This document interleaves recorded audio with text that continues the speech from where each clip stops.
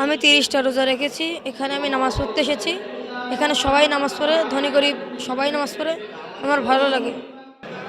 জাতীয় সংসদ নির্বাচনের পরে এটা আমার জন্য প্রথম ঈদের জামাত। এর আগেও ঐতিহ্যবাহী ষাটগুম্বজ মসজিদে আমরা ঈদের জামাতে অংশগ্রহণ করেছি।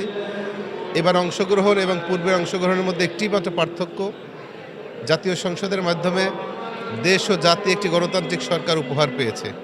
এজন্য সেই দেশ ও জাতির কল্যাণের জন্য আজকে এখানে নামাজ পরবর্তী সময়ে দোয়ার ব্যবস্থা করা হয়েছে, দোয়া হয়েছে। আমি এই জনপদের মানুষ হিসেবে, একজন জনপ্রতিনিধি হিসেবে এটাই বলতে চাই, যেভাবে আজকে দলমত নির্বিশেষে আমরা একত্রিতভাবে ঈদের জামাতে অংশগ্রহণ করেছি, ঠিক সেভাবেই আগামীতে বাগেরহাটের উন্নয়ন এবং অগ্রগতির জন্য আমরা দলীয় ফোরামের ঊর্ধ্বে উঠে দলমতের বাইরে গিয়ে সমস্ত বাগেরহাটবাসী ঐক্যবদ্ধভাবে সুন্দর একটি বাগেরহাট গড়তে চাই। এটি হচ্ছে আমার প্রত্যাশা। বাগেরহাটের সকল স্তরের মানুষকে আমরা ঈদ মোবারক জানাচ্ছি। সাথে সাথে আমরা যেহেতু একটি স্বাধীন এবং গণতান্ত্রিক পরিবেশে এবারে ঈদ উদযাপিত হচ্ছে, আমরা আশা করছি যে তারেক রহমানের যে উন্নয়নের মহাপরিকল্পনা, সেই পরিকল্পনা যাতে বাস্তবায়িত হয়, সেই কারণে আমরা সকলে কাঁধে কাঁধ মিলিয়ে আগামীতে কাজ করে এই বাগেরহাটকে আমরা উন্নয়নের সড়কে উঠাতে হবে। আসলে গত এক মাস রোজার মাস গেছে, রহমতের মাস।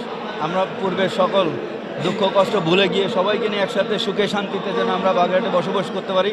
এবং সারা বিশ্বে আপনি জানেন অস্থিরতা চলছে, মুসলমানদের উপর অত্যাচার জুলুম চলছে। আল্লাহর কাছে দোয়া করি যেন আল্লাহ যেন আমাদের এই অস্থিরতা থেকে শান্তি ফিরিয়ে এনে দেন। যারা আজকে নামাজ পড়তে পারে নাই, বোমার অনেক লোক হয়তো প্রতিনিয়ত মারা যাচ্ছে, এই অস্থিরতা যেন দূর হয়ে যায় এই কামনা করি।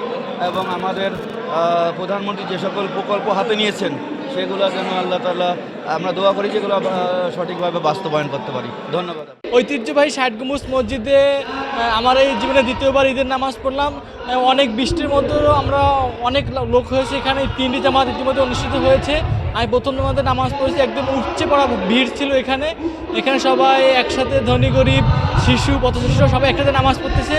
এবং আমাদের বাগেরহাটের গণ্যমান্য ব্যক্তিরাও আসছিলেন এখানে, একসাথে সবাই মিলে খুব আনন্দের সাথে নামাজ পড়ছি সকলকে। এবং বাহির থেকেও এখানে আসছে ঈদের নামাজ পড়ার জন্য, বাহির থেকে বাগেরহাট জেলার বাহির থেকে, খুলনা থেকে, বিভিন্ন জেলা থেকে আসছে এখানে ঈদের নামাজ পড়ার জন্য।